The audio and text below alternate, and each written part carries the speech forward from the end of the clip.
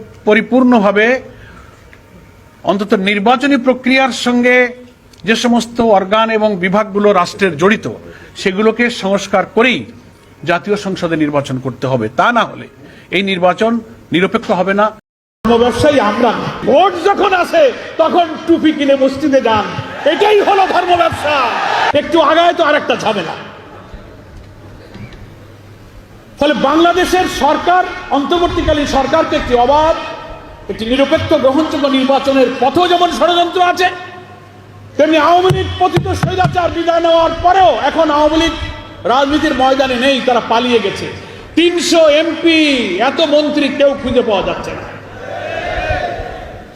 ওরা জামাত ইসলামীকে যেভাবে দমন করে ফাঁসি দিয়ে আওয়ামী স্টাইলে জামাতের বিরুদ্ধে লেগেছিল, আওয়ামী লীগ রাজনীতির ময়দান থেকে হারিয়ে গেল।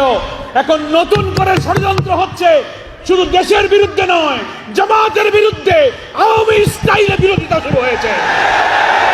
আমরা এই সমস্ত ষড়যন্ত্রকারীদের বলতে চাই, আওয়ামী লীগ ক্ষমতা রাজনীতি থেকে বিদায় নিলেও আপনারা যারা আওয়ামী স্টাইলে আবার জামাতের সমালোচনা শুরু করেছেন, আপনাদের কথার বন্ধ থেকে, কথার ভেতর থেকে কিন্তু ফ্যাসিবাদের গন্ধ পাওয়া যায়।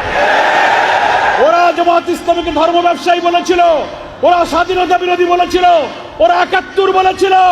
আপনি সে আওয়ামী স্টাইলের কথা এখন শুরু করেছেন কেন? জামাত ইসলামের বিরুদ্ধে যারা ষড়যন্ত্র করেছে, ইতিহাসে তারা পতিত স্বৈরাচার হয়ে বিদায় গ্রহণ করেছে। খুব সাবধান হয়ে কথা বলবেন। কোন জায়গায় হাত দিয়েছেন যে মহান আন্দোলনের প্রতি আল্লাহর করুণা এবং ক্ষমা, বড় বড় শক্তিধররা এই আন্দোলনকে নির্মূল করার চেষ্টা করে নিজেরাই নির্মূল হয়ে গেছেন। আপনারা সেই অপরিণামদর্শী পথে পা বাড়াবেন না, আপনাদেরকে কিন্তু সেই পথেই হয়তো পরিণাম ভোগ করতে হবে।